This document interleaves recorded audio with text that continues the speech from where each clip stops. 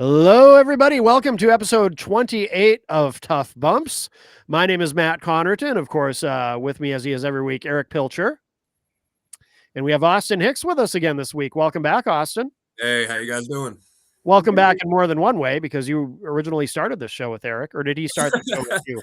I don't know who takes credit for that. I started the show. This was my brainchild. Okay. If anything, Pilchers are very good at taking credit. Okay. I like, and then I'm like, do you want to do this with me? And he's like, yeah, sure. And I'm like, okay. Yeah. So that's usually how conversations with us go. Yeah, the conversation was pretty cut and dry. Do you remember the first thing we ever did for Tough Bumps? We watched Sold Out NWO Sold Out, yeah. And we got kicked off Facebook for it. We were streaming it live. Yeah. And they like booted us right before they judged the Miss NWO pageant. Yeah, we got like deep into the show too. Yeah. They just booted us. It's like the most cringe part of this show in you. Oh, wow. I mean, there was a lot of cringe. Yeah, there was a lot of cringe. I mean, and I saved my money and bought a ticket to that. Yeah, because it was in Cedar Rapids, Iowa. Yeah, I was there live, and I thought it was the coolest thing ever. Yeah. Like that Monday at school, I'm not even kidding. Guys were throwing up the NWO, wearing their NWO shirts they got from the show, and yeah. Little did we know it was going to be a moment of infamy. But WCW's was really good to the city of Cedar Rapids. They had one of the first Thunders was here in Cedar Rapids. They had a couple Nitros that were here in Cedar Rapids. I think the closest we've ever had to a Raw in Cedar Rapids is in Moline, Illinois, which is like an hour and 20 minutes away. Yeah, well, I mean, they go to Des Moines sometimes. Des Moines 2 hours away, though, Austin. Yeah.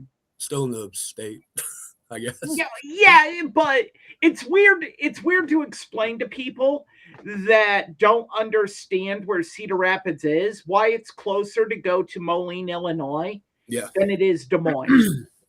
It is. And it's a way better drive because you literally jump on I-80 north and just head to the Quad Cities, whereas you have to jump on I-380 to get to Des Moines, and it's not a fun drive.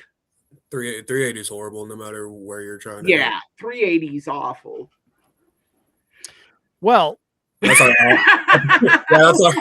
Iowa rant for the week. Yeah. Fair enough.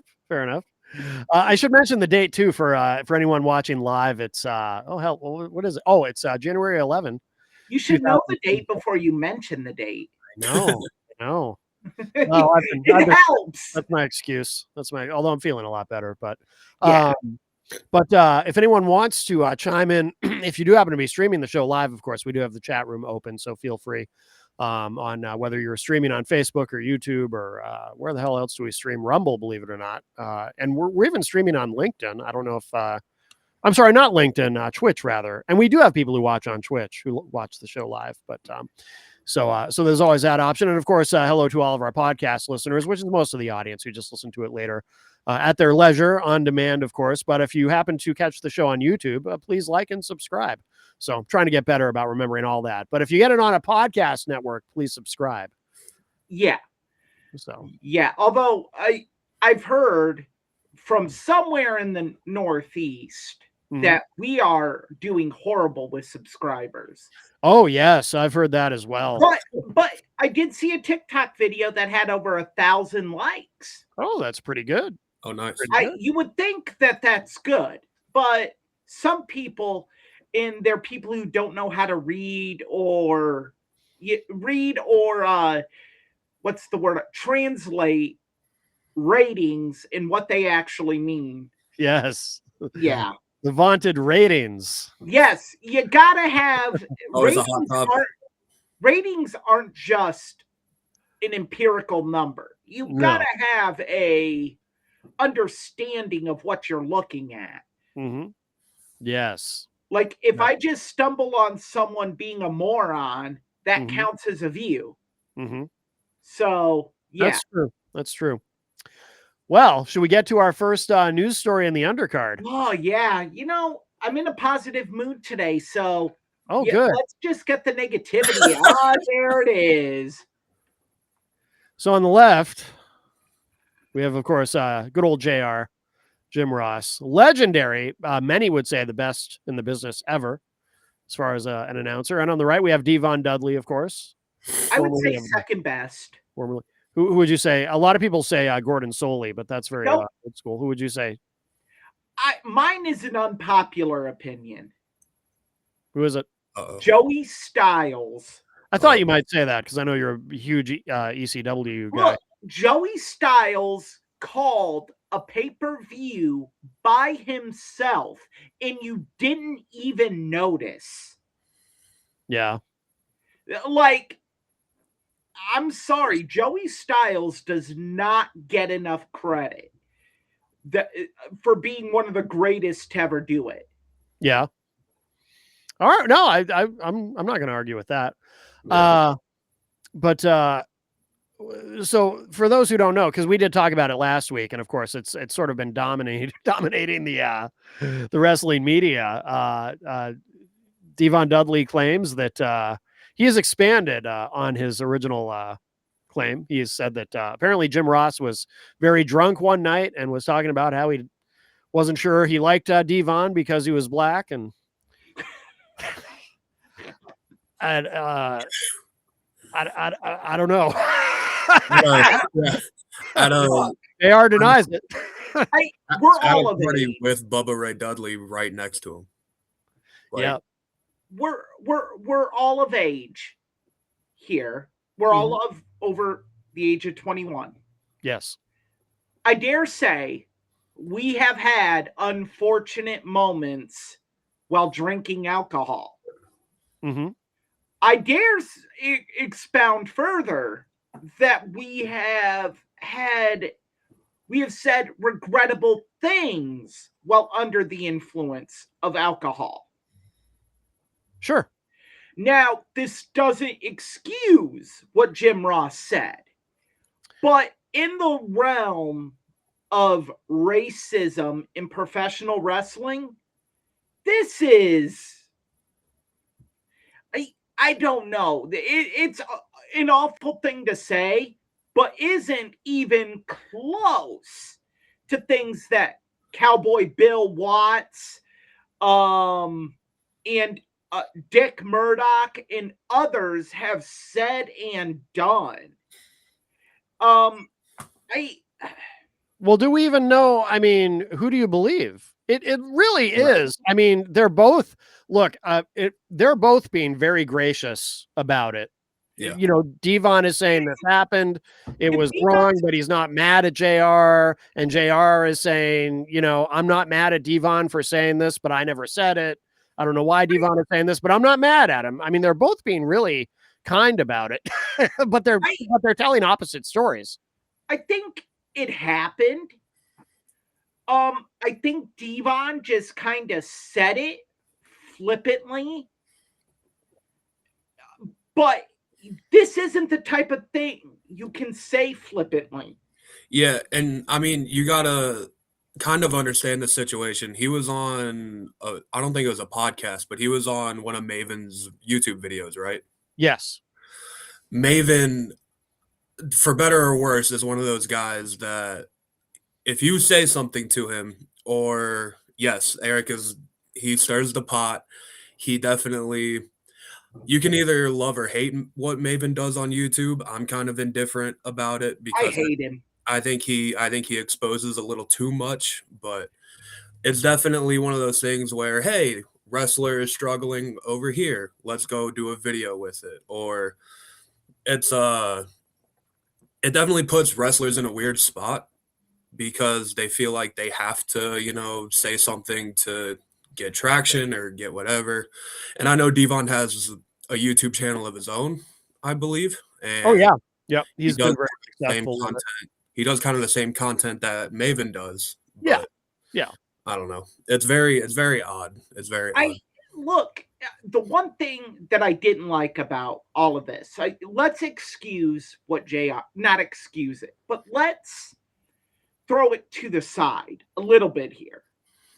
The one thing I disliked about this whole thing is when JR said he basically accused Devon of being on hard times right now and looking for attention. And it's like, no, that's wrong for you to say. And it immediately paints you as being defensive on the whole situation because you're kind of burying Devon. And Devon is having a lot of success with his YouTube channel. He's Devon, doing really well. Devon's been very successful post wrestling career.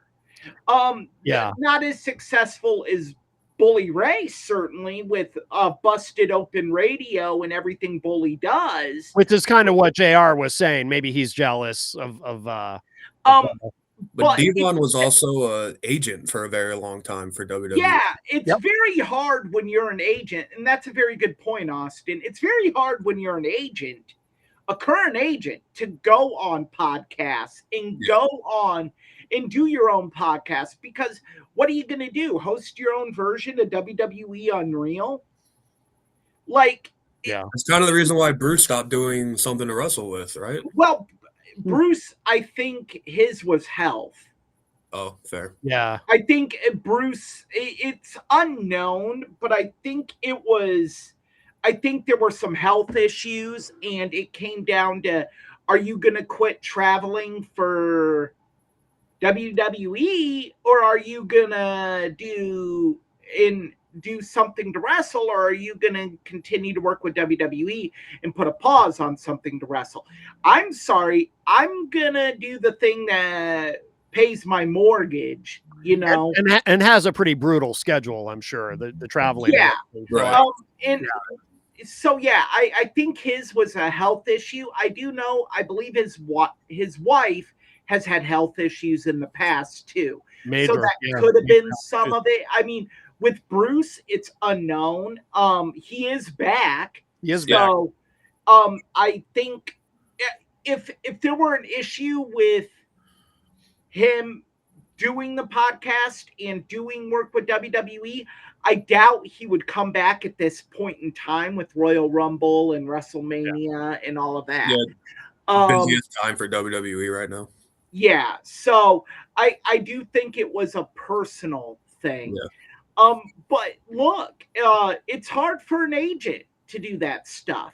So I think that was an unfair shot at Devon, unintended or not. But are we all operating under the assumption that Devon is telling the truth? Yeah, I don't think Devon is lying here. I mean, I don't think he is either. At this point, I mean, I assume this happened when the Dudleys first got to WWE. I believe so. It happened at WWE New York. Yeah, so why would Devon lie about this now? All these years later. Right.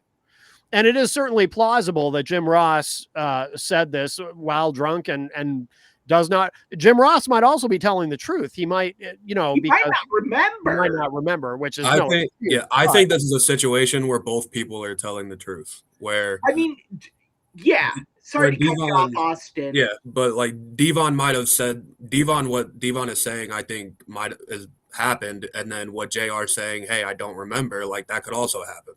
Yeah, I don't think it's. I do not think JR, based on everything we know about him. Yeah. This is only the second allegation we have had on JR being racist. And the first allegation came from Ahmed Johnson. So let's throw that one out the window now. I'm just laughing because that phrase is funny. This is only the second allegation. How sad is that? That we're doing a pro wrestling podcast and we're like, oh, he can't be that bad of a guy. It's only the second time he's been accused of hating black people. Yeah, that first time. coming from Ahmed Johnson, I mean, like, whatever. Yeah, And nobody. also, you got to think about how long JR has been in wrestling. Like, JR's been in wrestling for like 50 years by this point. So, Yeah, like, like I would imagine if he actually was racist, I'm going to go out and say that I don't think JR is racist. I'm just going no, to say that right now. no. I don't think Yeah, I he don't think is, so either. because I think if he was, there would be more stuff about it by now. Oh, especially with all the work he did in Yeah. Mid-South Wrestling. Yeah. There is also, though, there is another person, R-Truth, made a comment about this, which I went and found and watched. But what R-Truth said was interesting. He said, because it almost seemed like R-Truth was acknowledging, I don't know if you guys are aware of this, that what JR said could have been taken a couple of different ways. He said that when he first got to WWE, JR told him that, this is a white man's business. I do remember R-Truth saying this. Yes, I do remember. Right. And JR said a little bit more about that, something about, but hey, if you're Michael Jordan, you can still get ahead. But that could be taken, and R-Truth even seemed to sort of acknowledge this. That could be taken a couple of different ways. That actually could have been JR trying to be empathetic and saying, look, this is still to a large degree, dominated by white people, but if you're good at what you do, you're still going to get a shot regardless of your color. It might have been something more like that. There's different ways that you could interpret. I would have loved to have heard the entire context of their conversation. I don't want to play devil's advocate, but with JR saying that, are we saying that he doesn't know about Devon being black because he's a black person, or does he not know about Devon being black because of what the Dudleys were supposed to be? Like, biracial brothers, not. I think. Like, does that work in kayfabe for WWE? Like that. Yeah, that's a very good point. Maybe that's what JR meant, but maybe it worked in ECW. I didn't even think of that. That's a great point, because it worked in ECW because you had an entire clan of Dudleys. Right. So a various personality. I just, in my head, I'm like, did I really just say clan in reference to this? Are you flipping kidding me? If you had the clan in ECW, I don't think the Dudley Boys gimmick would have worked there. No, they would have cut it. That Heat Wave promo would have been every night. I mean, Bubba did run the Confederate flag sometimes. I mean, did he? I don't know. I just figured he did. I don't know. No, I kind of doubt it. I mean, look, I think it worked in ECW, but I think that could be what JR was saying. Like, who buys your brothers? One of you is black. Right. Like, yeah. So it's not like an Undertaker and Kane situation where they're both 7 feet tall and kind of the same build. It's like, okay, Devon, a little short, buff, not the same color as Bubba. Bubba being a little taller and a bigger guy, like, no one's gonna buy these guys as brothers. But I mean, no matter what way you look at it, I mean, what he said to Devon was wrong. Like, to say that out loud, like, I think, I hate saying this, but like, the one thing when Devon recounted this story to me is, what was the context of it? Like, I think it was just flippantly said, you're black. Well, no shit, Sherlock. Yes, he is black. Like, so I don't know. I do think both of them have handled the situation as well as they could. I don't.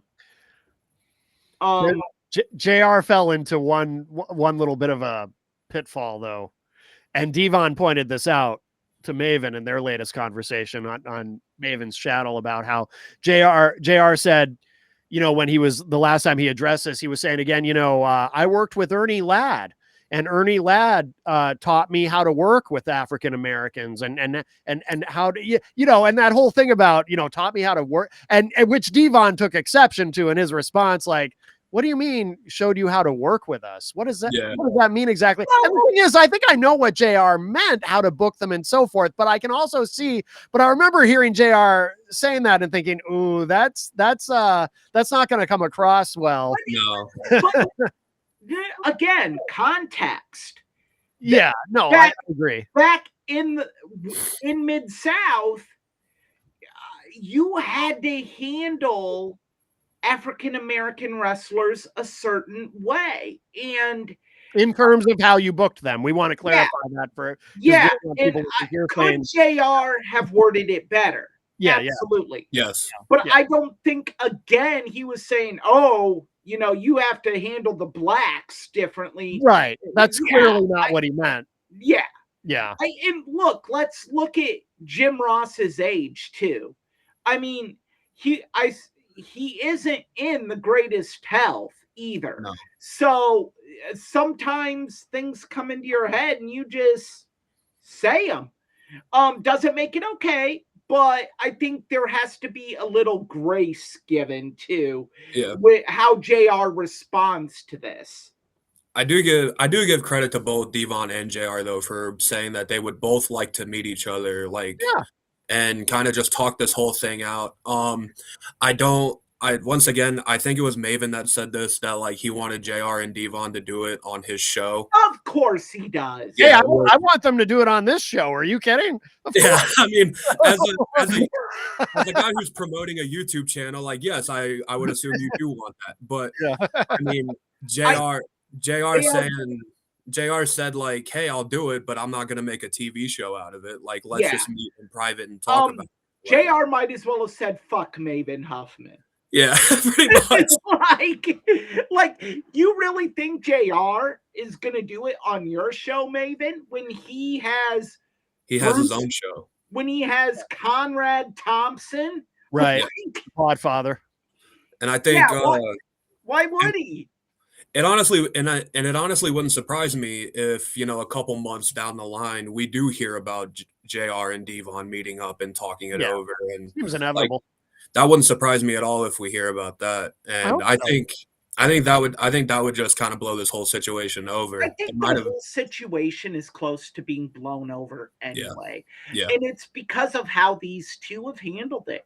If one of them went out and said that blank, blank, blankety blank and all this other stuff, it would be way more than what it is. You also got to think though, JR is still actively on TV. Like he still commentates for AEW. Like not all the time, but he's still there. Right. So like it's not like, I don't want to say he's choosing his words wisely, but in the back of his mind, he at least has to know, and has to navigate it by looking at who some of the top guys are in AEW. Yeah, I mean, like Swerve, for example. Yeah, like if you're gonna say something negative about pioneer African American tag team wrestler, Swerve could go to Tony Khan and say, it's me or him. And look, Tony's a moron, but I don't think Tony's going to choose JR over Swerve Strickland.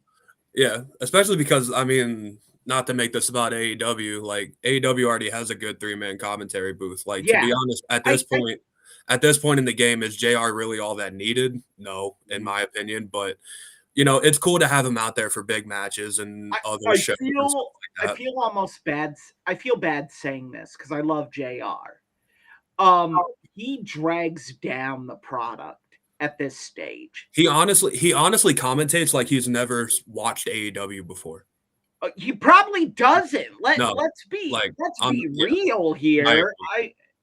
I mean, for a guy like JR to watch AEW, it's gotta be like Scanners. His head explodes.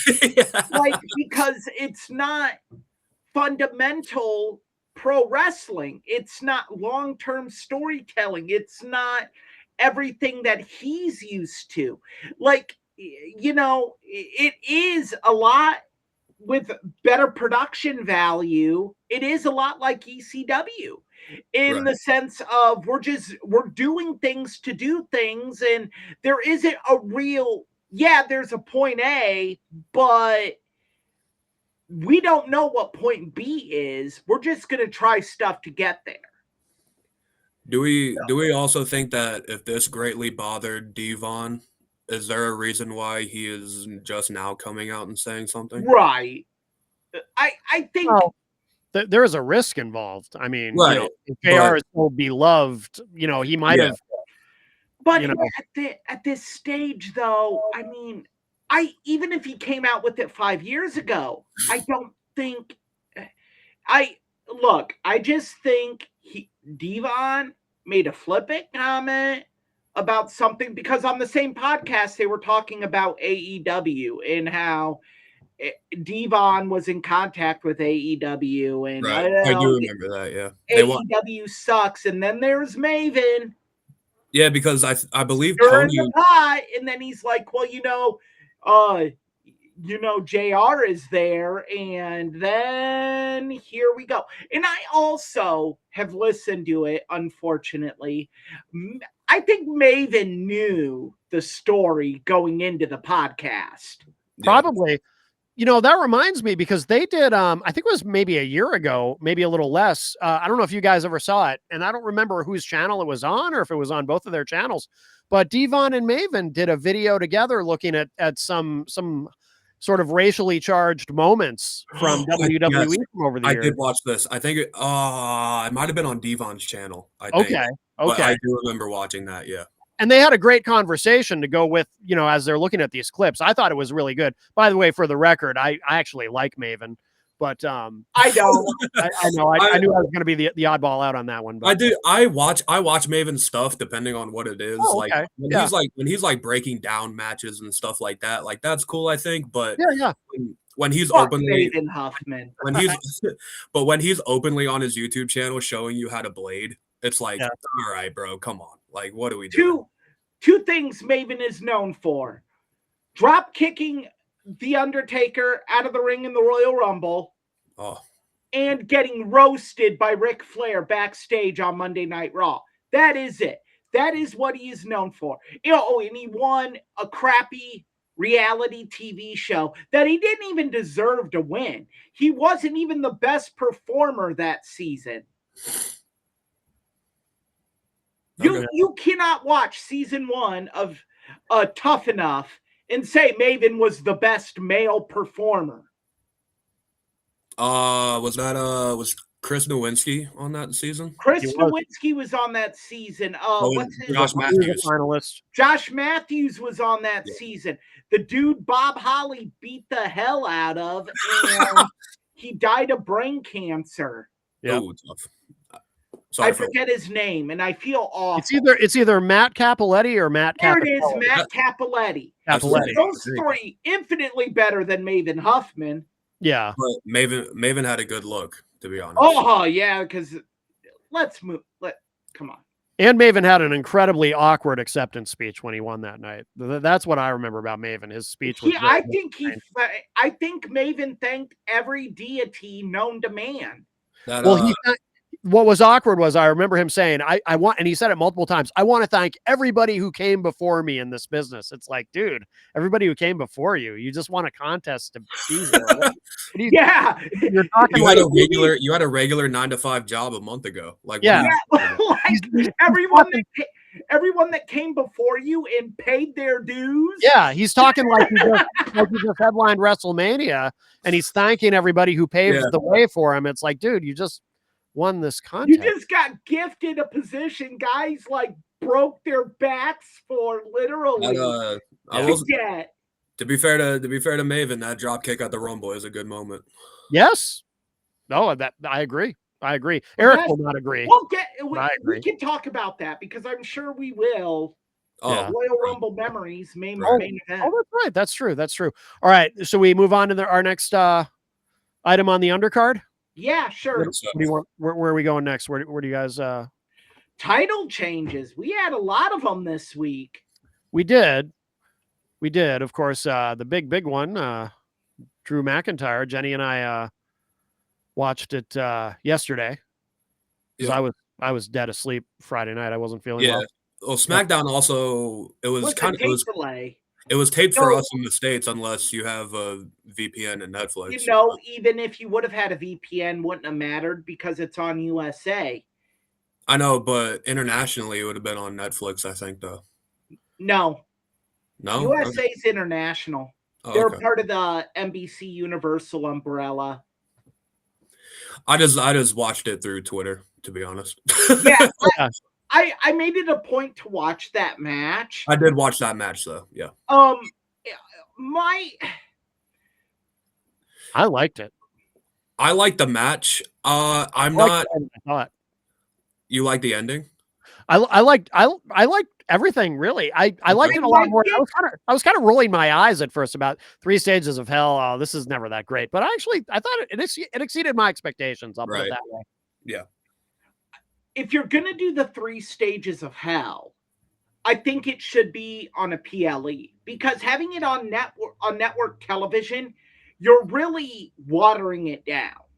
Yeah, because it could be. I do want to say the matches that they chose were a little tame. I mean, you had a singles match. Well, it had to be for but when I think of 3 Stages of Hell, I think of like Shawn and Triple H and Armageddon, or Stone Cold and Triple H, like those matches. But yeah, I actually think the Shawn Triple H Armageddon is probably the best one they have done. Yeah, like those guys. 3 Stages of Hell are the matches they had together. Yeah. Oh man, I think that match is probably the best one they had against each other. I'll disagree, but that carries. I think I would love to go. I might go back after the game tonight and rewatch that match because I remember I watched it a couple years ago on a Triple H home video release, and I said, "Damn, that still holds up. That is so good." There's a match I'll talk about later with Shawn and Triple H, but my main issue with it is it's going to be interesting to see how they explain this. Mm-hmm. I did not like the idea of Jacob Fatu getting involved. Okay. It just to me seemed like they wanted to give the title to Drew, but wanted to have an out. So they could find a way to have a rematch with him and Cody and have Cody get it back. And okay, well, we got to return Jacob Fatu. Now you've integrated Jacob Fatu, so it's not and I say this line all the time on this show, but Austin can attest to this, and I'm pretty sure Matt can too. There's nothing that pisses me off more than when you book yourself into a corner. You book yourself into a position where you have to do something that you shouldn't have had to do in the first place. Yeah. Because now they've booked it to where it almost has to be a triple threat between Jacob Fatu, Cody Rhodes, and Drew McIntyre when you could have it be a one-on-one match. And I think there's something else to it. And I think there's a Roman angle to it. I was getting ready to say that. I think the main reason Jacob Fatu is inserted into this is that is how Roman gets involved, and that's how we get Cody and Roman at WrestleMania again. I think it's important. I think Cody and Roman 3 without the title makes more sense than Cody and Roman 3 with the title.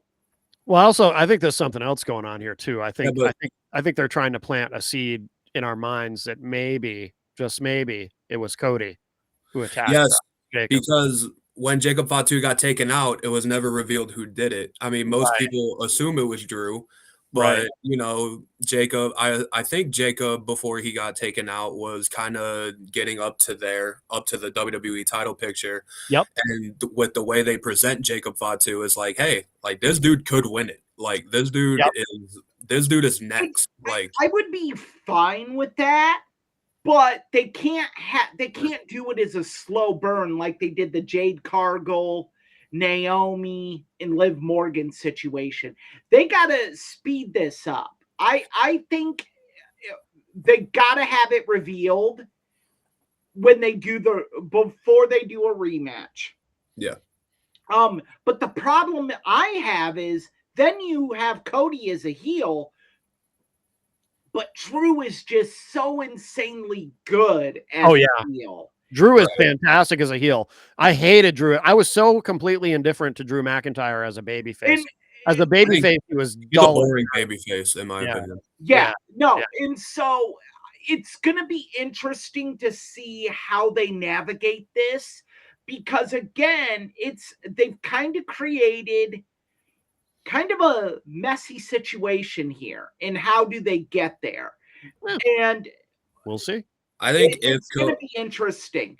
But there was another title change that I just hated that occurred. What was that?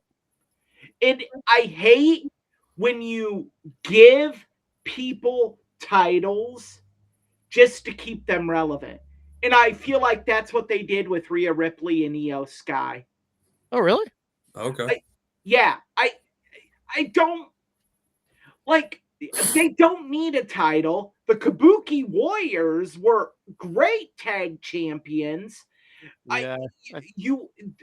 You have them booked as a tag team powerhouse, but then you have this team that's just kind of hodgepodge together. I think they're building to something else with that too. Well, they very well might be, but I think it's a way for them to keep Rhea and Io relevant when they're both so insanely over. You don't need to give them belts. It's part of a bigger story, I think, because I think eventually what's going to happen is one of them is going to turn on the other, and it's probably, of course, that's what's going to happen. it's probably going to be Rhea. She's gonna Yeah. realize that because she feels so strongly for Io that Io has become too much of a liability for her. And Rhea's a fantastic heel. Yeah. Whereas I don't think anyone wants to boo And Io. I think I'll there's boo Io. I think Rhea being a heel, I think would be a nice change. Yeah. But I think the problem is Rhea's the biggest women's star that they have, almost by Yep. far. So are they willing to take a risk and elevate Io or somebody else to that I spot? don't think Wow. Io is ready to take that mantle. I don't think we're at a point where you can put her in that Rhea Ripley, Becky Lynch stratosphere. Wow. I disagree with you guys vehemently. I think she's already there. Well, I- Io gets big reactions like Yeah. whenever she wrestles. Even when she was a heel, she would get babyface reactions. I think she's already there, guys. I'm surprised. But did Rhea or did Io ever beat Rhea clean? No. Oh, wait. No. I know Rhea's never beaten Io. Oh, I don't yeah. Io's beaten Rhea clean. Yeah. That's Yeah, how she won the title last year. I misunderstood the question. Rhea's never right. beaten Io, Yeah. which has come up before, and it will come up again. Yeah. Okay, Yeah. well, we'll see on that. Yes. But I was very happy to see Maxine Dupree lose the Intercontinental title. Well, I love Becky Lynch. She's another one, by the way. Becky Lynch as a babyface is unbearable, but I love her as a heel, and I think she's doing the best promo work of her career. Yeah. So that was fun to see. She her has turned pro wrestling social media on its head.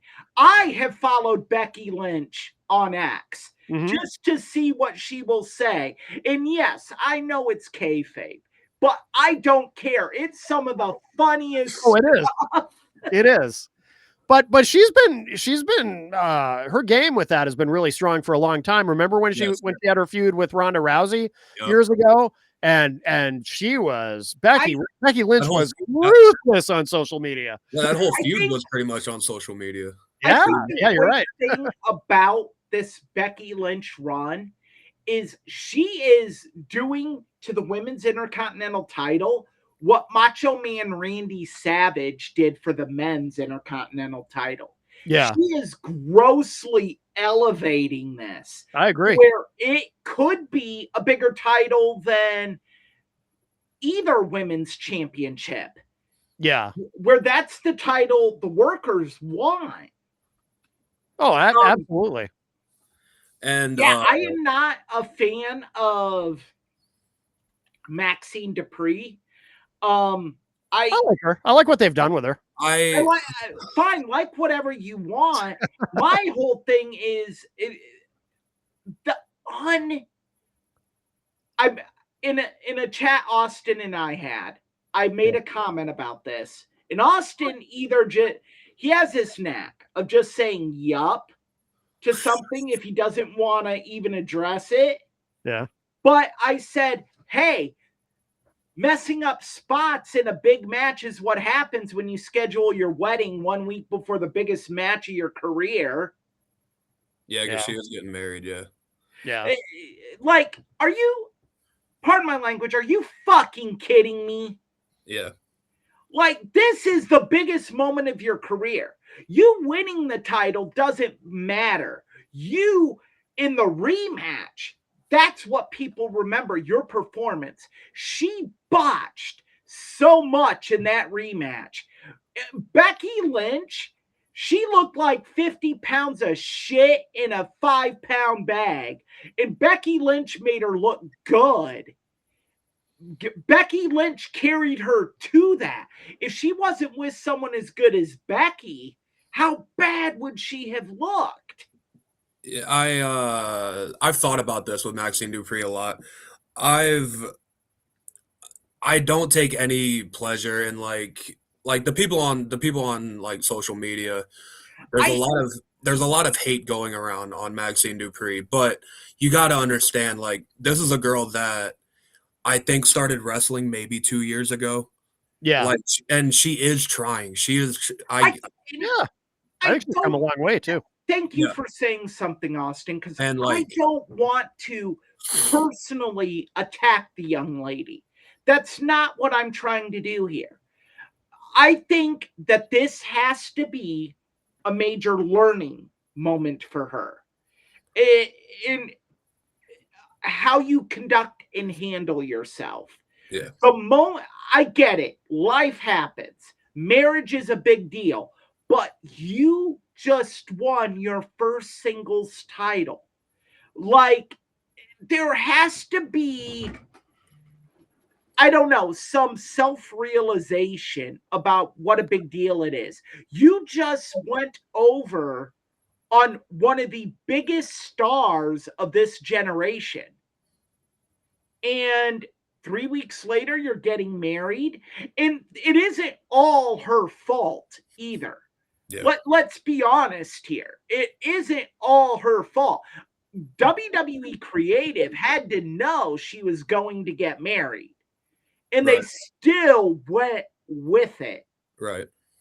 Well, maybe that's how you test her to see if she's ready to go to the next level. If you're testing her, and I will, again, give her full credit for trying, and she has improved. Yeah, I think she's improved a lot. If this was a test, she got a big, giant F. She failed. And, I mean, it's always hard when they put people in this spot because, you know, she got signed, never had a match in NXT, never had a match at Evolve or one of their farming systems. She got called up to the main roster to be a manager, and then all of a sudden, hey, you're going to be a wrestler now. Figure it out. Like, we'll schedule you on all the live events. We'll do that and figure it out. And like, that's such a hard, it's almost an impossible situation to put. How do you watch her in the ring? And again, she has improved. How do you watch her in the ring and say, this is a viable opponent for our work woman's title? Well, there was a story to tell, you know, the whole, which, by the way, I don't understand why. I like the thing with you can't say there's a story to tell and then say I don't understand this. Well, the thing with Natty, like, yeah, like she disappeared. Yeah, like I thought they were doing something. Like I thought maybe she would be in Maxine's corner or something. Like, where the hell is she? That I don't understand that. Well, I think I would have. You know what I would have liked to see, and I just thought of this. They could have done something so cool with this, with her and Natty. She loses, And Maxine loses to Becky, and they could still do this, and I hope they do because it would be brilliant. They kind of take that Jake the Snake Ultimate Warrior story. Yeah, I know where Warrior is taking, where Jake is guiding the Warrior to the dark side. Mm-hmm. Natty is putting Maxine through all these strenuous dungeon workouts, and it's all to turn on her. Oh, okay. At Josh Barnett's Bloodsport. Beat the bejesus out of her. Mm-hmm. And Natty can say, you know what? You were never good enough to be me. You were never good enough to be my protege. Then you turn Natty into this ruthless, villainous heel. The low-key legend. Yeah. Yeah, I was going to say her new character kind of fits that. Yeah. And then you make Maxine this white, red hot, white bread baby face, and she's chasing Natty, and you don't need a belt, and both of them stay relevant. Yeah. And you help one of your companies that you have a working relationship with, and they could have rematches anywhere. They could have it at Josh Barnett's Bloodsport. Well, they might have something vaguely like that in mind. Well, Maxine I think it would be brilliant. Maxine would have to go over, though. Oh, yeah, eventually. You could play this out for 3-4 months. Yeah. And lock them in a cell. Put them in Hell in a Cell. Look, Hell in a Cell is perfect for those that are limited in what they can do in the ring, because you have so much you can play off of. True. I mean, Maxine would only have to get 5 minutes of offense in, have Natty beat the hell out of her for 10 minutes in the cell. Right.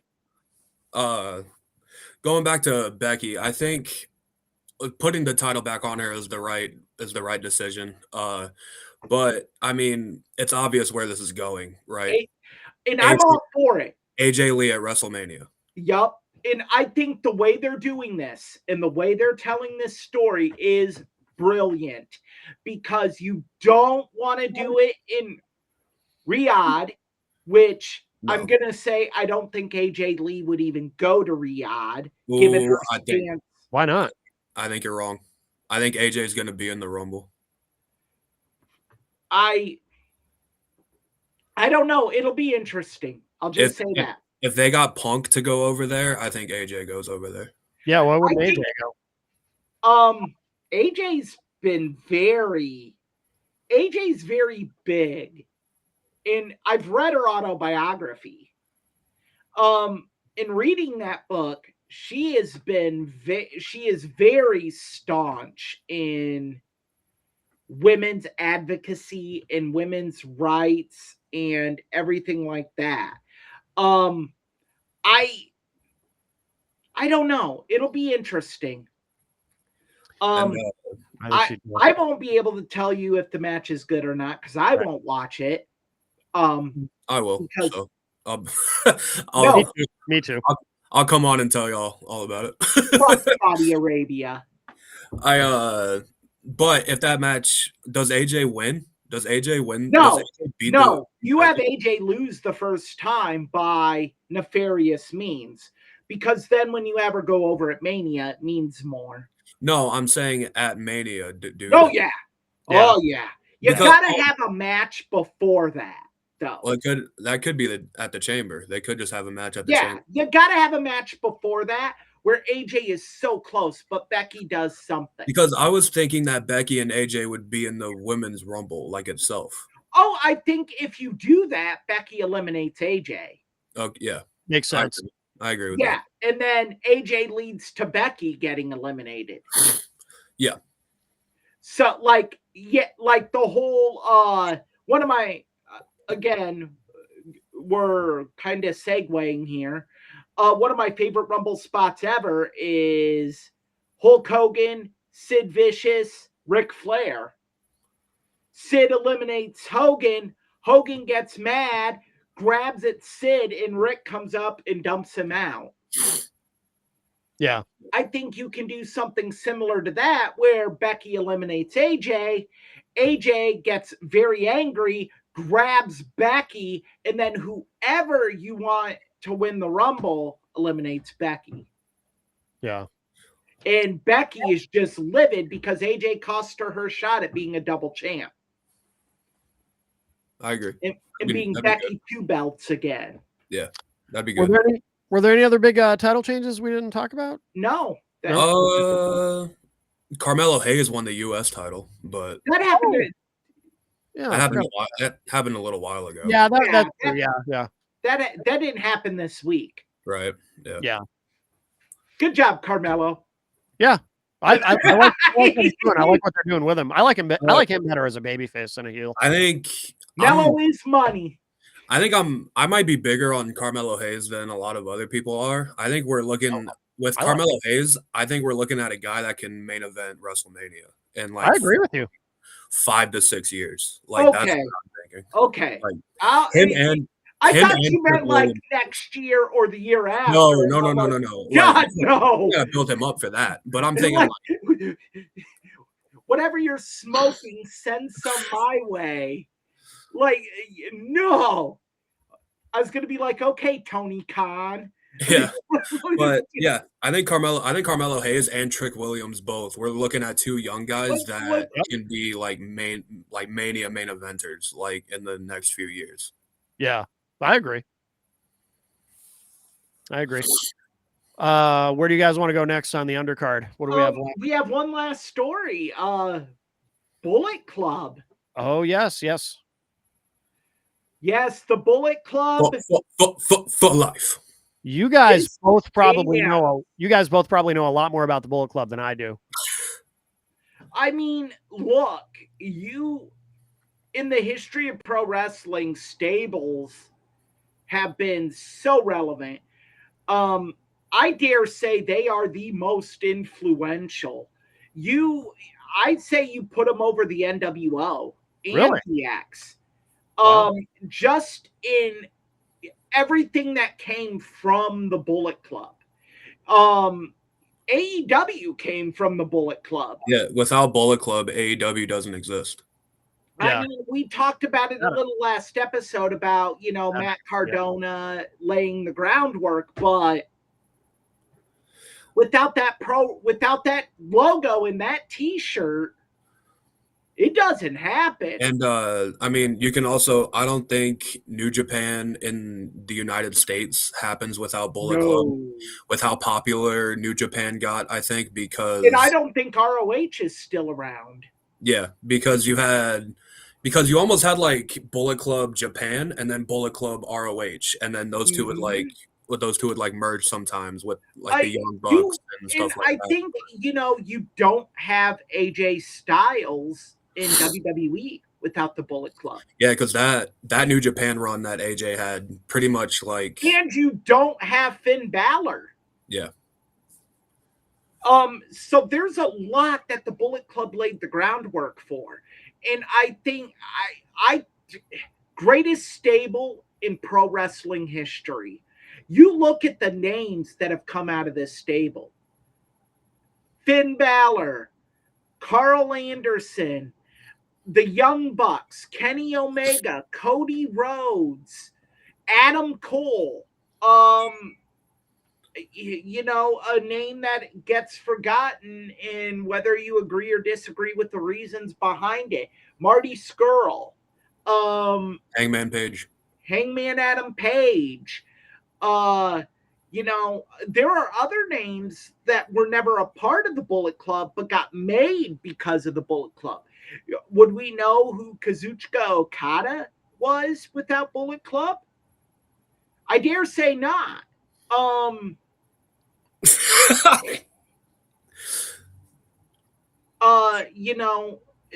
There are so many great talents that came and that we as Americans were exposed to because of the Bullet Club. Yeah. Their feud with Los Ingobernales de Japón is legendary, and I butchered the hell out of that. I was But going to say, how do you say that again? shut up, Matt. Los Ingobernables de Japón. Ooh, There we come go. Woohoo! that just rolled right off. Yeah, he killed that. Yeah, Man. yeah. You know, I'm gonna take that recording and just punch it into my soundboard. And whenever we have to reference them, I'm just gonna play Austin saying it. Just boom. Yep. Or I could have just said LIJ. Yeah, that too. But yeah, it's kind of unreal how popular Bullet Club got, because like you had people at WWE shows and a good chunk of the crowd would have a Bullet Club t-shirt on, or they would do Bullet Club chants, or I mean, that's how that's really the jump start, is because at WrestleMania 30, Hot Topic executives saw so many people wearing the Bullet Club shirts, and their executives went to WWE marketing and they're like, "What? Why aren't you sending us these T-shirts?" Yeah. And they're like, "They're not ours." Yeah. And they're like, "Who does them?" And they got in with somebody that I loathe and detest, douchebag who owns Pro Wrestling Tees. Who owns it? I'm not going to say his name on here. I honestly forget his name. Ryan Barkin. There it is. Assholes make me say it. I'm not going to get into my issues with Ryan Barkin. It's maybe I will. Okay, my issue with Ryan. What? I am curious because I don't even know. My issue with Ryan Barkin is the same issue I had with Brock Lesnar guy. Ryan Barkin makes himself bigger than the talent.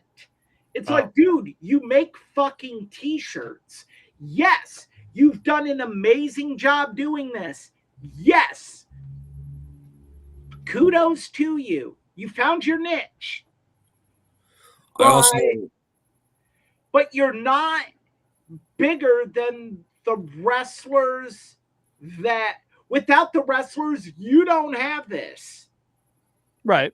And I mean, you know, there have been so many issues with Pro Wrestling Tees over the last 2-3 years. Oh, really? That, you know, it's almost like the dude seems to think that he can just do whatever the hell he wants and people will keep buying from him. I stopped buying from Pro Wrestling Tees. I mean, you haven't bought a shirt. You can't charge a premium price for a t-shirt and send something that's no better than what you would get from a Walmart. Yeah. And that's what he does now. When they first started doing it, the quality was amazing. Yeah. But the quality has went down. The prices have went up. It doesn't. He's just become a greedy, high on himself douchebag. And the funny thing is it goes back to Bullet Club, because there's Pro Wrestling Tees has a store in Chicago, like an actual retail to the public. Yeah, that you can actually, like, I don't know if it's a thing anymore, but it used to be. It was a retail store, and that doesn't happen without Bullet Club. That doesn't happen without the explosion. No, they always had the retail store. It was called 1 Hour Tees. Yeah. But no, they no longer have a retail storefront. You can pick up shirts you order online there. Okay. But you can't go in and cruise the store. They had like an authentic ring-worn Goldberg World Championship belt in the store that fans could hold. Yeah. Like, they were so cool to the fans, and now they and it was funny because when I went there, the front of the store had a whole bunch of wrestlers on it, and they were pretty much all Bullet Club members, which I think is hilarious. It was even when Cody went back to WWE, they still had him up front at the store. And like that just doesn't happen without the explosion that Bullet Club had and the Well, impact that Bullet Club had in wrestling. You will not, and I'll debate anyone on this. You cannot find a more influential stable in the history of pro wrestling than the Bullet Club. Can't. Yeah. Cannot. I mean, Bullet Club is singly responsible for the biggest independent wrestling show of all time. Like the first All In. Yeah. Like, I mean, don't- you can't. The literal stage setup of All In is that Bullet Club logo. Like they went, like that's like the stage of that show. And like it just doesn't, no stable has ever done that. I mean, if you wanna throw NWO Sold Out in there, sure. But that was Are you really comparing it was NWO Sold Out? It's the only comparison there is, All though. In. It's the only comparison there is, though. I mean, show to show, it doesn't compare. That's like you telling someone I want a steak and they go buy you one from the dollar store. Now, how long was it? 13 years? 13 years. Bullet Club existed? Yeah. Bullet Club, they started in 2013, I believe, and then just recently they officially disbanded. So in terms of longevity, there's no stable that comes close, right? 4 Horsemen. Yeah, but that was stop, start. Like Bullet Club, I mean, that's 13. Right. Tell me if I'm wrong, because you guys know a lot more about Bullet Club than I do. That's 13 consecutive years, right? Like straight years, Yeah. Nobody has that kind of longevity that I know of. I mean, that's incredible. And I know, like, once AEW started and all those guys left, like, Bullet Club wasn't really what it once was, but that wasn't anybody's fault. I mean, New Japan still had guys, and granted, what Jay White did with Bullet Club, I think he made it his own, and I think that's an underrated version of Bullet Club. I think once they started, what made the Bullet Club great is it was essentially all American wrestlers. Yeah. They were gaijin that disrespected Japan. And I think once you started pulling well-known Japanese talent into Bullet Club, that's when you started to water it down. When they pulled Evil into Bullet Club from that actually killed Bullet Club 6 Feet Under. I'm sorry. Yeah, when you pulled Evil in and others, you really,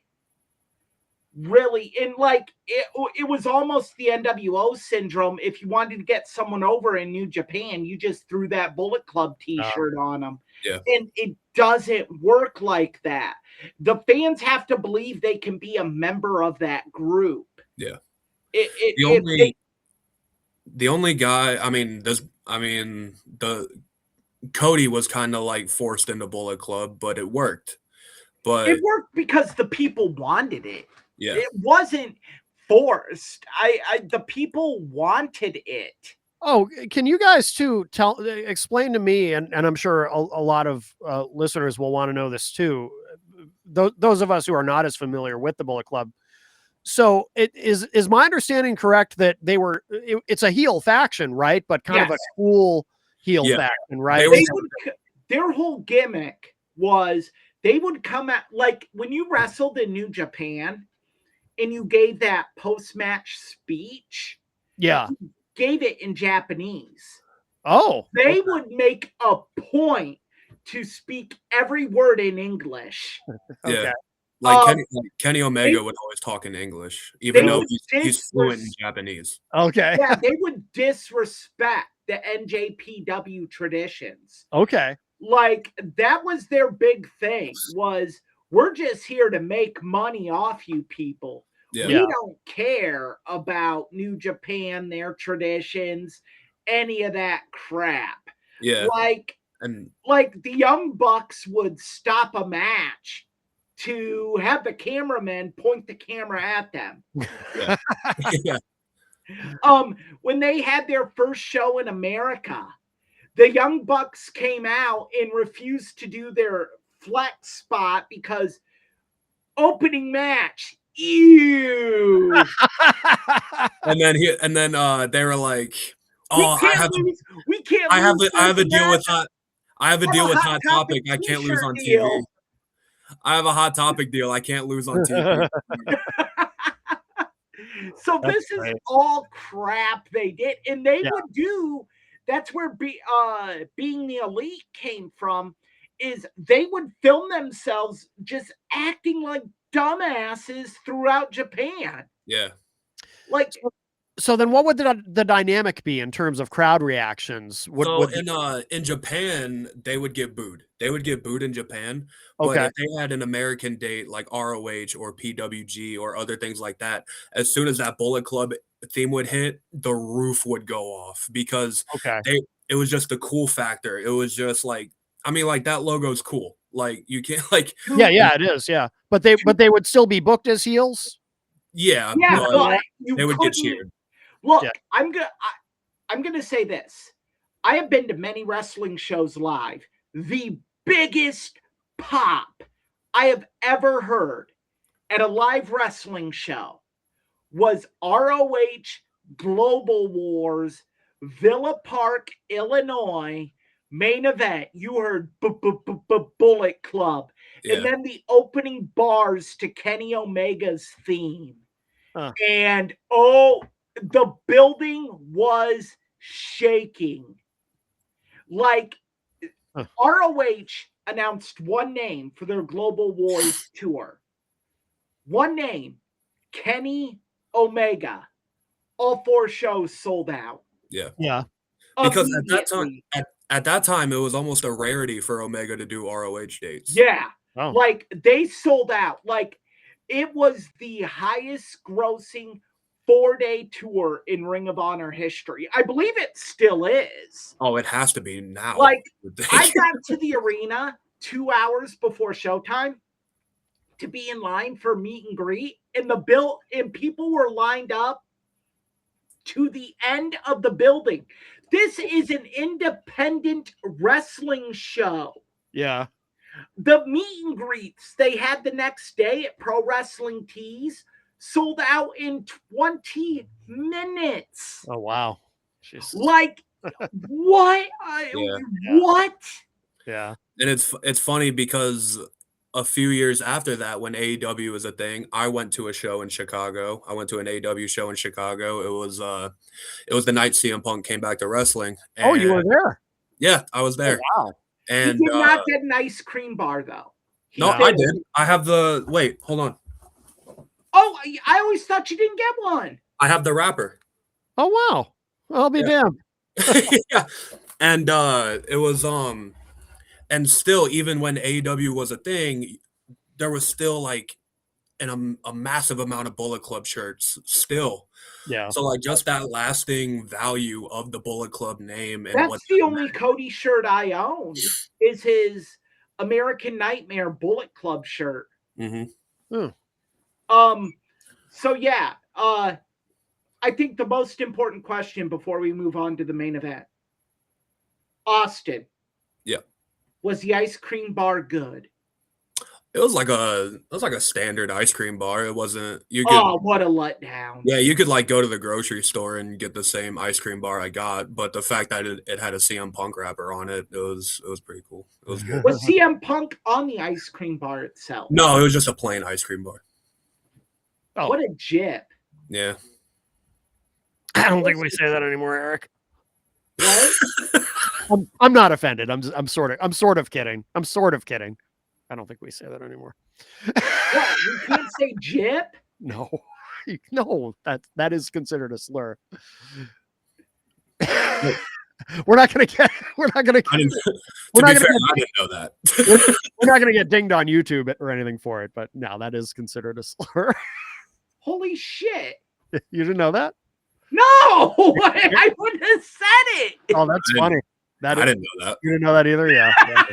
That's why you don't really hear that expression anymore. I thought it was just something older people said. I didn't know it was a slur. No, now I'm old. It's kind you of know what?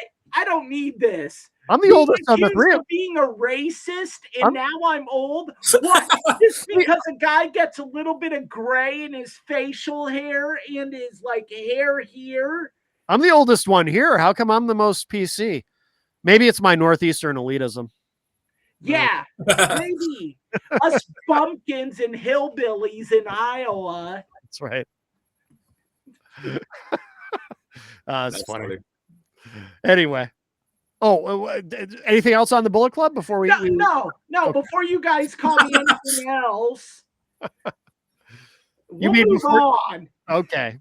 All right. Before I get called like the JR? coming of David Yeah. Duke. I'm gonna go on a video with Maven and talk about it. Yeah, go do your video with Maven. Fuck Maven, asshole. Oh boy. All right. Well, the Royal Rumble. Yes. Here's the main event, the Royal Rumble. You know, I when I was growing up, I actually hated the Royal Rumble. You did? Really. And I thought about it. Why? I hated it up until the year when they had the world title on the line. Yeah. And Ric Flair won. Because if you're, and I could never explain why I hated it. I think it was because one, the pay-per-view was expensive. Mm. And two, there wasn't a lot of matches. There was like 3 or 4 matches and then the Rumble. Yeah. So you in the Rumble had the issue is the Rumble had no stakes. Well, back then. Right. Like there was nothing on the line. What do you get if you win this? Oh, you just win it? Yeah. Why am I paying 20? Why is my my mom didn't pay any of her bills. Why is my aunt, Austin's mother, paying $19.99 for this? Right. Well, the first one was free on the USA Network. Yes, we're well yeah. aware the first one was free. I'm saying thereafter. Yeah. Why am I paying why are we paying $20 for this just to see? Yeah. But I think the light bulb went off in their head because the next year is the year you won the title. If you won the Royal Rumble, you got in the main event at WrestleMania. Right.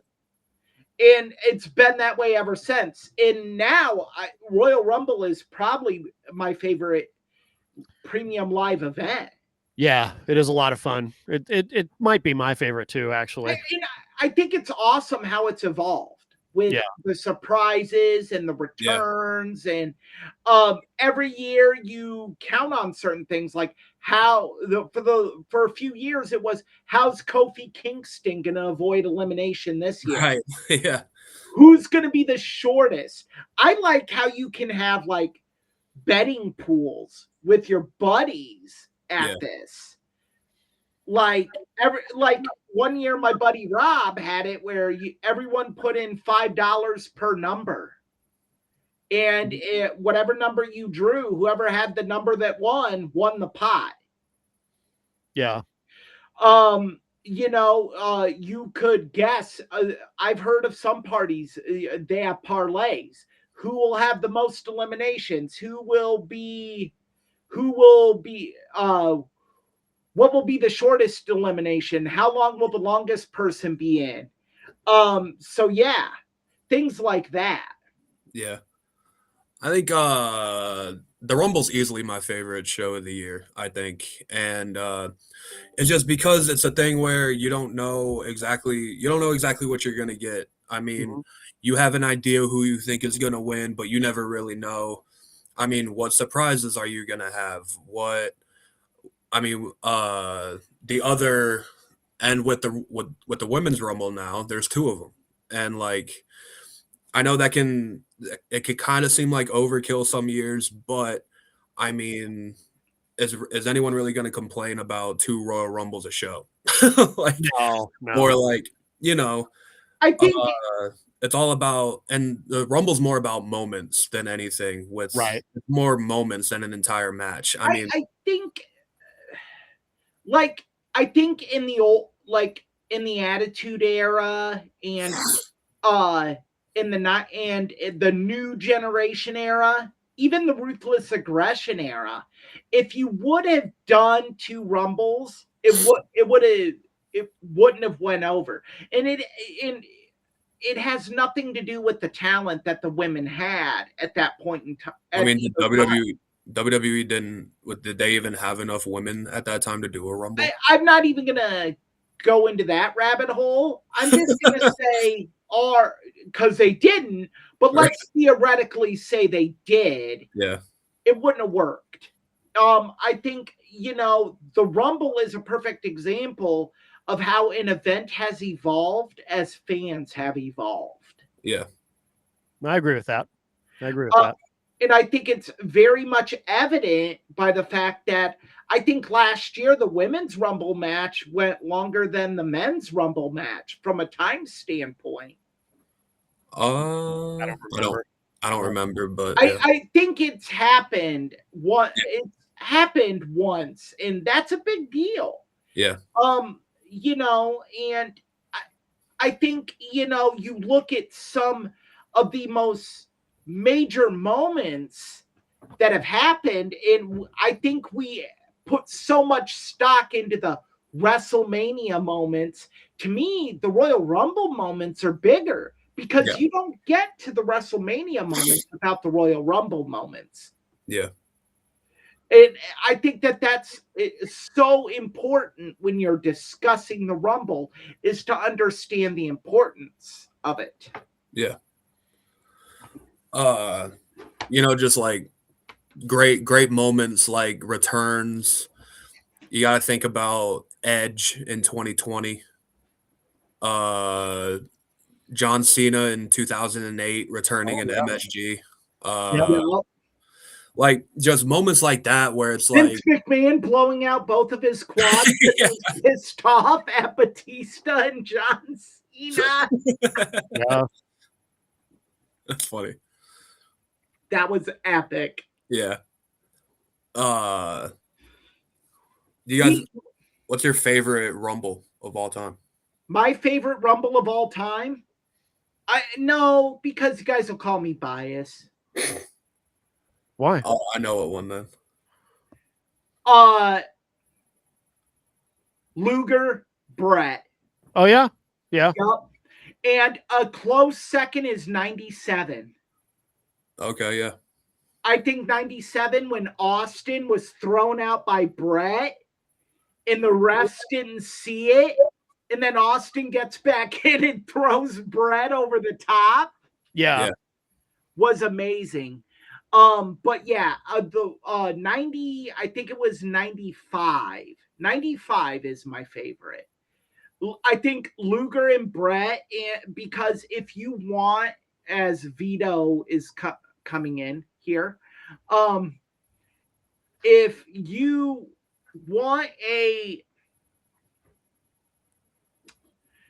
want of any further evidence how great Bret Hart is, Brett did that whole spot with Luger. Oh yeah, yeah. Luger's even said, Brett told him, just relax, I'll handle it. Yep. And to be able to do that the way Brett did it, was amazing. Yep, perfect. And really, set the stage. And I think 1995 had to be Brett's best Rumble ever, because he had that tag match, him and Owen, versus the Quebecers when Owen turned finally. Yeah. And Brett sold that knee that entire Rumble match. Yep. And just beautiful storytelling. And then 97. Those are probably my two favorites. Yeah. I think my favorite would be, and I have trouble remembering what happened, what year it was, but obviously this would have been early '90s. But I think and you mentioned it earlier, Eric, when the Rumble that Flair won to become world champion. I really liked that a lot, but I was a big Flair mark at the time. And I think also the first one. On that Jim Duggan one? The first one, Shawn Michaels won. Oh, okay, with him and Bulldog. When he was a heel. Yeah, I like that one too. That one was so epic because the story they told with Davey. And Davey thinking he won, and you have Shawn acrobatically, because that could have been botched. Shawn had been in there for over 50 minutes. Yeah. Shawn could have very easily had screwed that up. Like masterful work by Shawn. Yeah. And then to get back in, and that was awesome. And without that, I don't know if we get main event Shawn Michaels, because it was that match at WrestleMania 11 that got him over against Diesel. Mm-hmm. True. It's funny because Shawn is actually like a big part of my favorite Rumble. It's a little bit later than your guys's. 2007, the one where Undertaker wins. The whole match is very good, and then the final two, which goes down to Shawn and Taker, and they almost have like a match within a match almost. And I know what you mean. For the sweet chin music, and Taker grabs his foot and just basically catapults it. Yeah, like it's not like long at all. I think it's like maybe like 10 minutes or something, but it is incredible work those last 10 minutes. And like, didn't that set up their first WrestleMania match? No, I don't think so, because Shawn and Taker 1 happened in 2009, I think. Okay, well, because Shawn, that's the year that Taker took on Edge, and they wanted to break the streak, have Edge break the streak, and Edge said no way in hell. Because Shawn wrestled Cena that year at Mania. Okay. Yep. Should we talk about Royal Rumble disappointments? Yeah. One of my biggest ones, I think there are two, and they're very close together. Okay. The year Batista won, 2013. Yep. Wow, what a train wreck. Yes. And like, you talk about being so tone deaf to not listen to the fans. Oh, I know. Literally, they were chanting Daniel Bryan because they thought when Mysterio came out, they thought it was going to be Daniel Bryan. I feel so bad for Rey Mysterio to this day. Oh, man. Because his music hits, he gets booed out of the building because they know Daniel Bryan's not coming. Well, it was in Philly. Like, can you think of a fan base you don't want to piss off more than Philadelphia? It gets to the point where the final two are Roman and Batista, and the entire crowd is chanting for Roman over Batista because they know Batista's winning, and they just don't. I honestly was watching that live. I thought we were going to see trash in the ring. Yeah. I thought, oh my goodness. The rails are gonna fall off on this mother. Yeah. But my other most disappointing one, and as Vito's being annoying, is, hold on a second, guys. Vito, go. My other most disappointing one is the year Roman Reigns defended the title in the Rumble match. I thought it was a stupid story. Oh, yeah. I'd actually forgotten about that. I thought it was a dumb story. And then to have Triple H come in at 31 and win. It's like, why? Because you're just going to have him go to Mania and you're going to have Roman win at Mania. It makes no sense. It just was bad. And it was a bad Rumble. That was in A- my that was, opinion. It's probably one of my lowest rated Rumble matches. that was AJ Just Styles. because, you had Roman go in at 1, and you're like, there's no way they're going to have him get eliminated. So Yeah. why am I watching for an hour? Right. Yeah. The cool thing about that Rumble is that was AJ's debut. AJ Styles debuted in that Rumble. Yeah. I forgot about that. That might have been the saving grace. Yeah. Yeah. But they had him come out at 3. Yeah, and they didn't even shoot it correctly. The music hits, but they do a zoom in on Roman. Yeah. And Roman is visibly Roman confused. has no clue. Roman doesn't know who this is, and when I Am Phenomenal pops up, he doesn't sell it well. So Yeah. you don't even see the I Am Phenomenal. no, and the crowd is losing their minds, but you don't know why. Yeah. And then they finally show AJ, and it's like, wow. Like, and Michael Cole screeching, the hottest free agent. Yeah.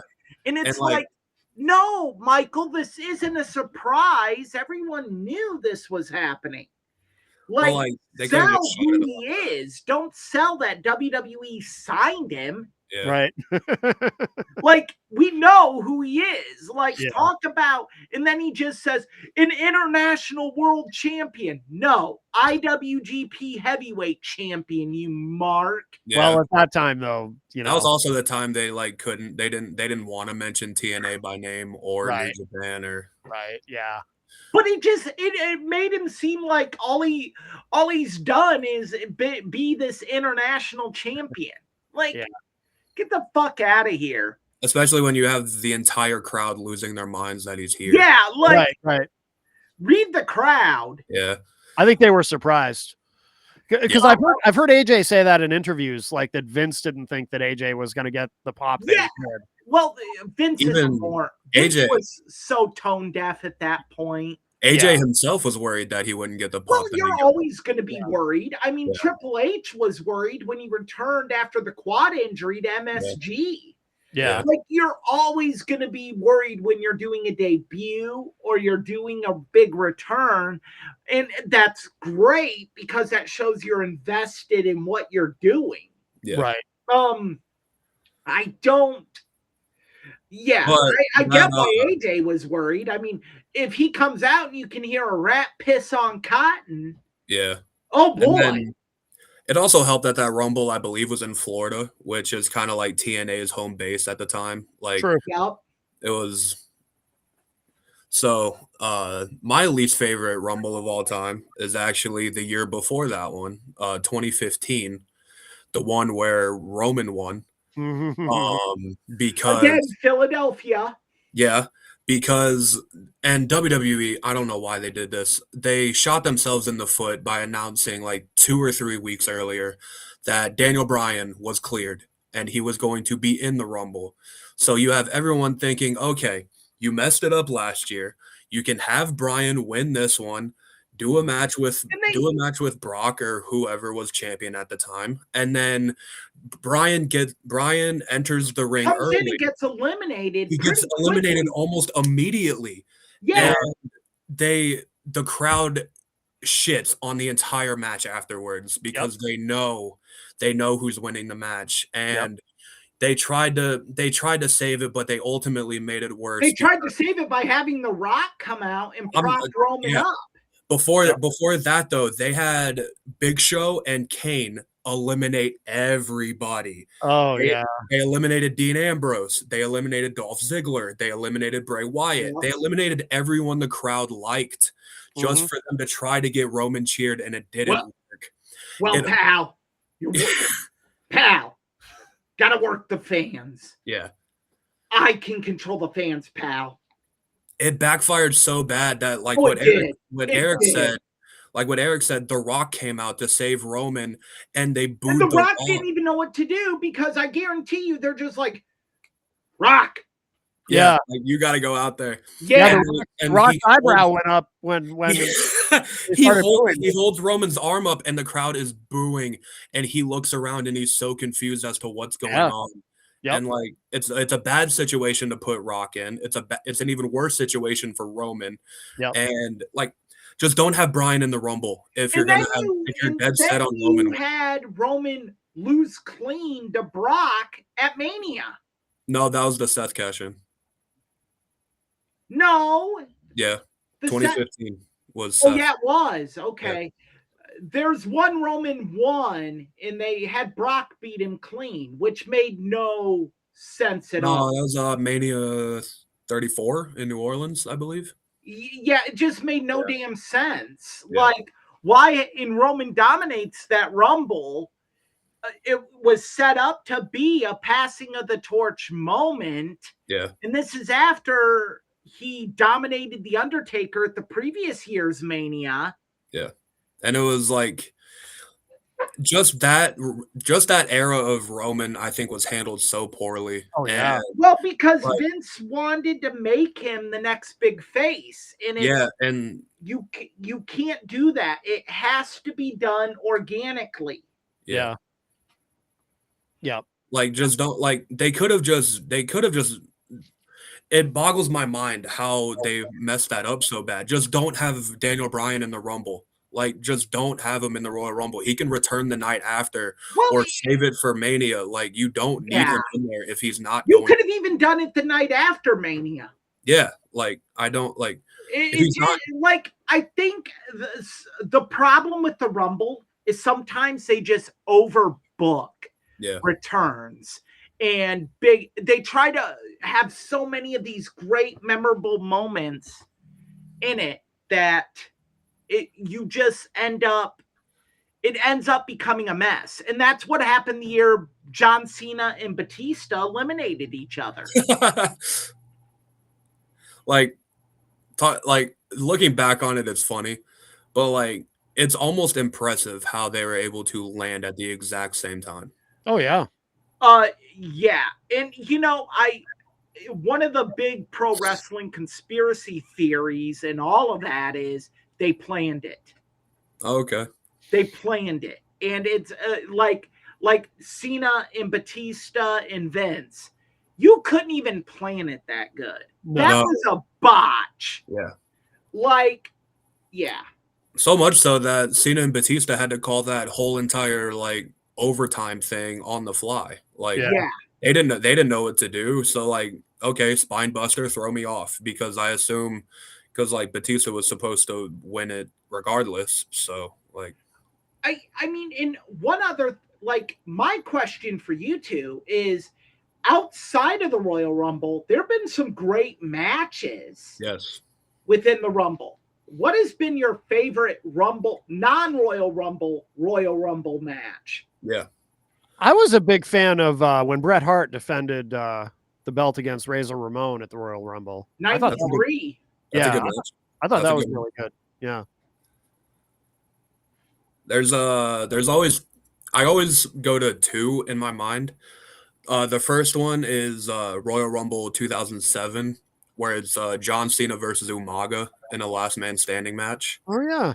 That match is incredible. It's very good. It's Umaga's best match he's ever had, and it's honestly up there with one of Cena's best matches.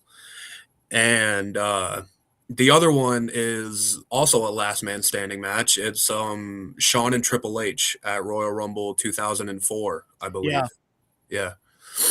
It's the one where they just beat the hell out of each other for like. And neither one of them can answer the bell. Yeah, and Shawn finally hits the super kick on him, but they're so both like beat up that they can't answer. I guess Shawn was legitimately out of it due to blood loss in that match. Oh really? I Yeah, don't know. probably. I mean, Yeah. He bled for like most of that match, if I remember right. Oh, I thought of one, but I'd rather not say it. My favorite. It's not a Bret Hart match. Okay. My favorite of all time, Royal Rumble 2000, New York Street Fight, Triple H versus Cactus Jack. That's a great one. That's a really good one. Like, besides The Rock having a nonsensical run-in in that match where he hits Triple H with the chair and it made no sense to have him get involved. Yeah. the spot, like, I just will always remember Triple H being suplexed onto a wood pallet and a piece of wood going into his calf, and he fights for 20 more minutes, blood just running into his boot.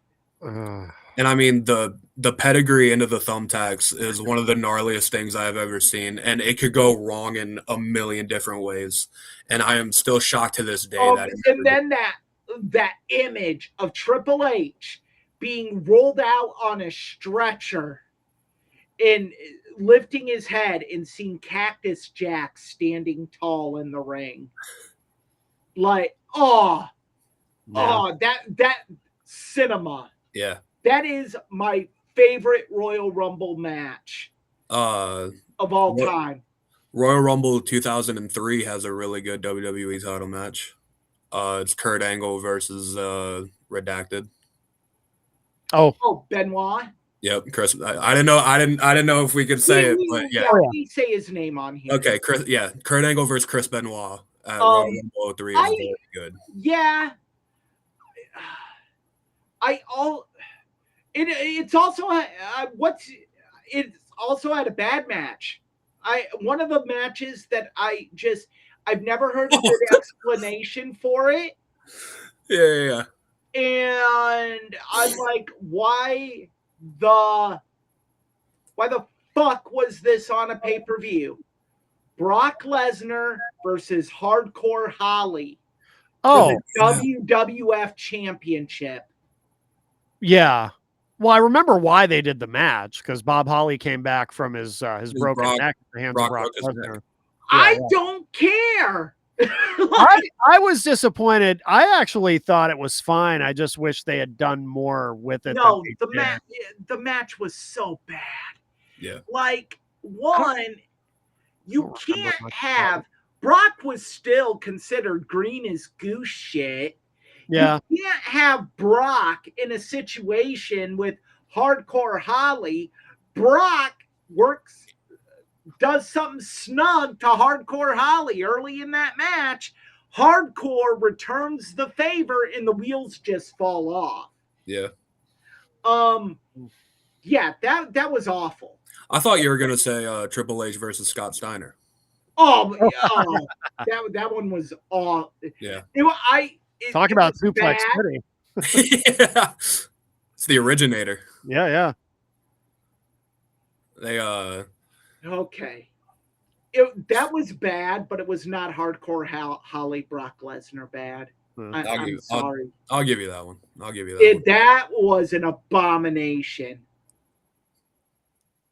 No. All right.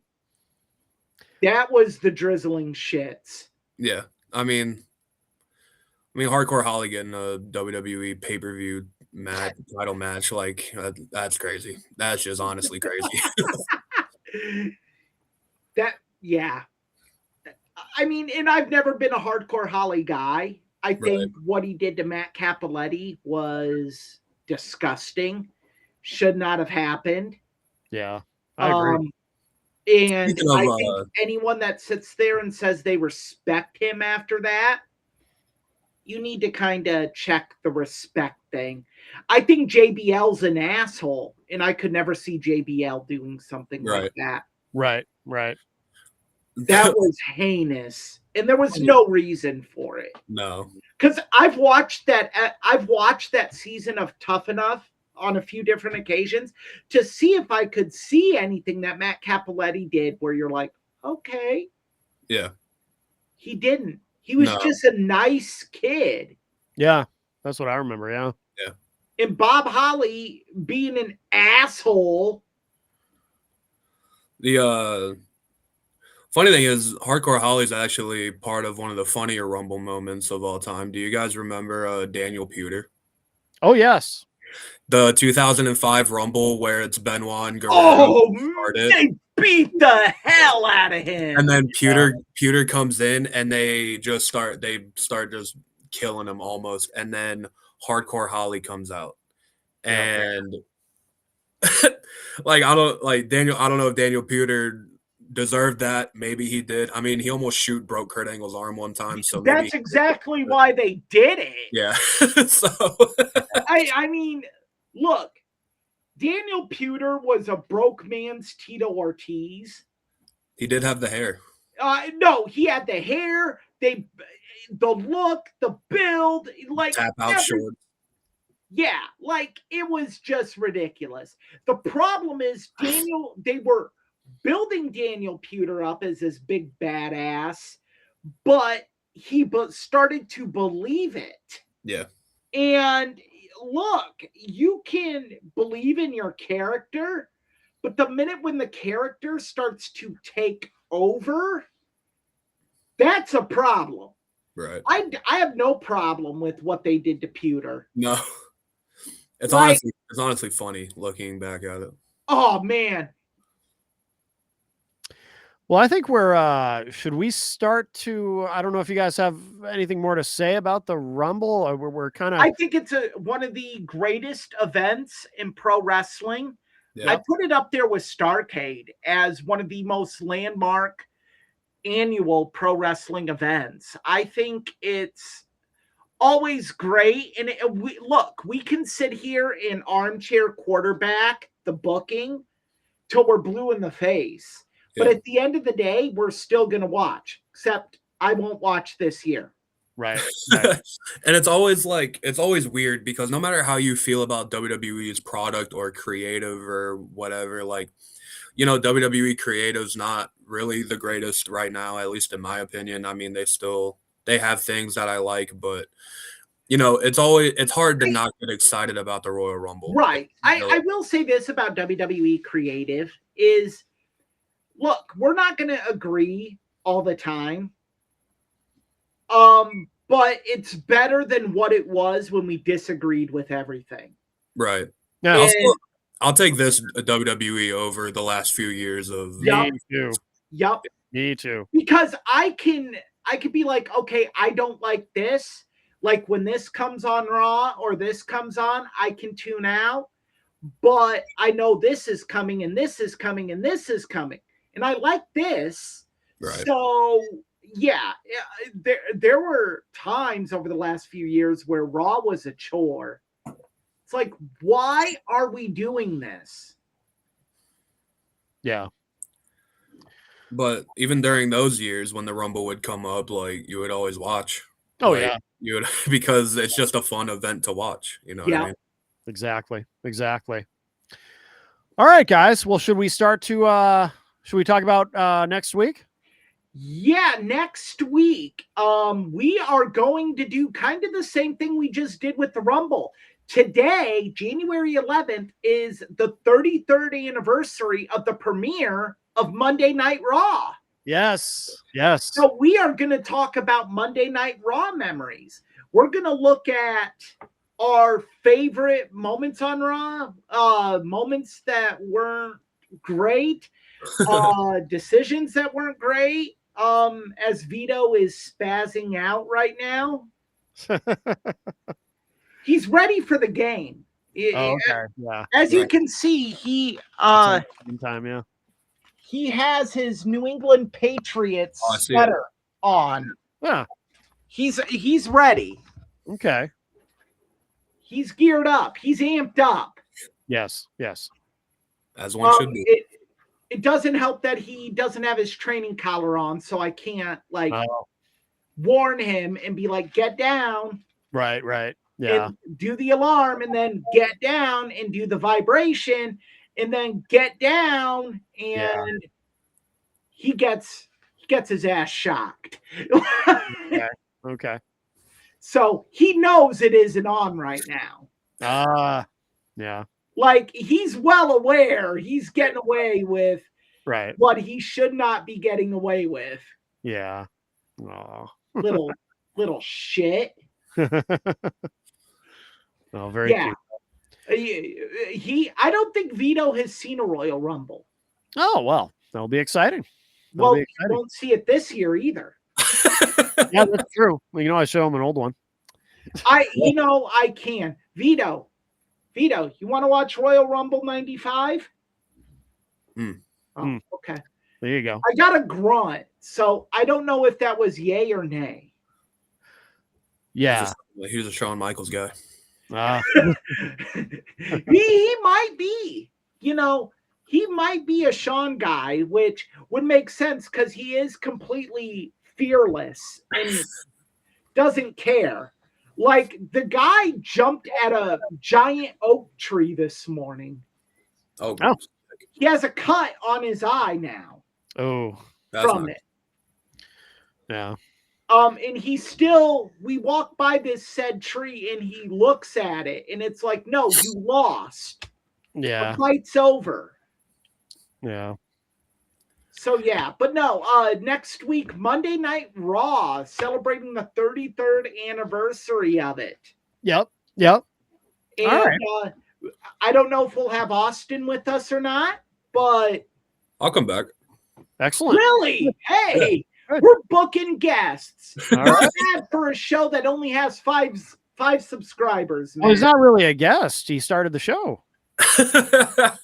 He contributed Oh, I'm sorry. to the start of the show. No, that sounds right. Yeah. Contributed to the start. Again, Oh, I'm sorry. I misunderstood. semantics here. I misunderstood. I'm sorry. I blame him for us getting kicked off Facebook.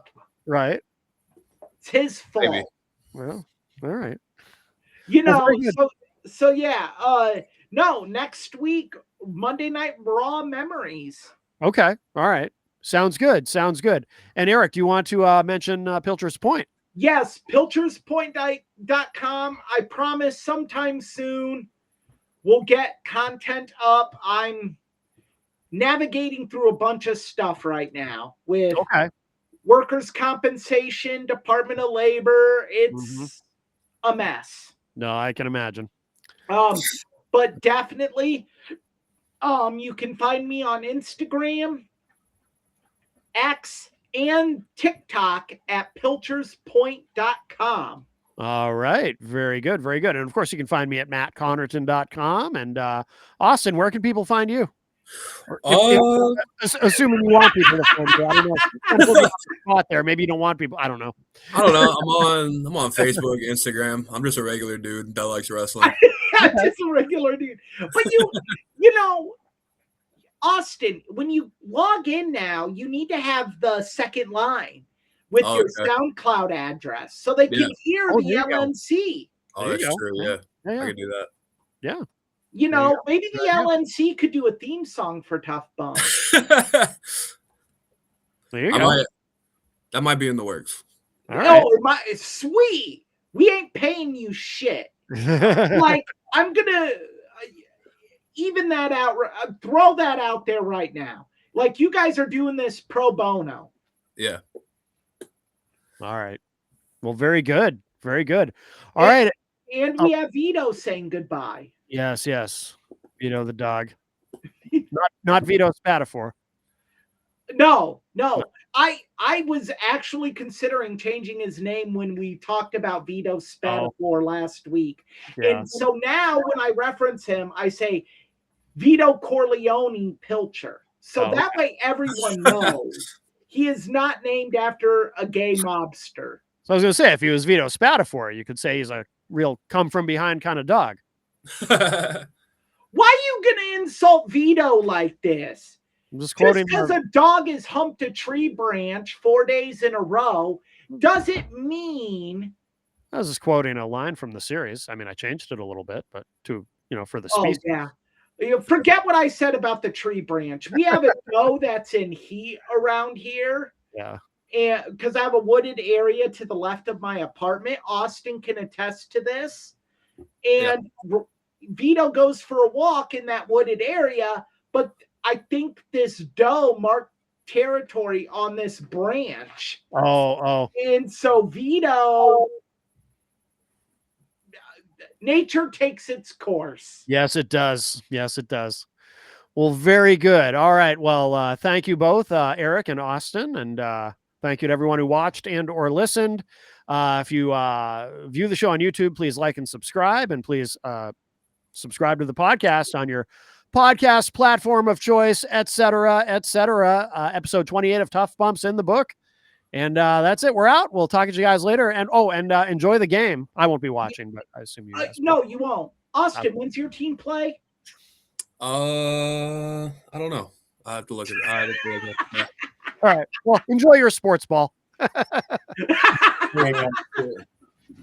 There you go. All right. Bye, everybody. Bye.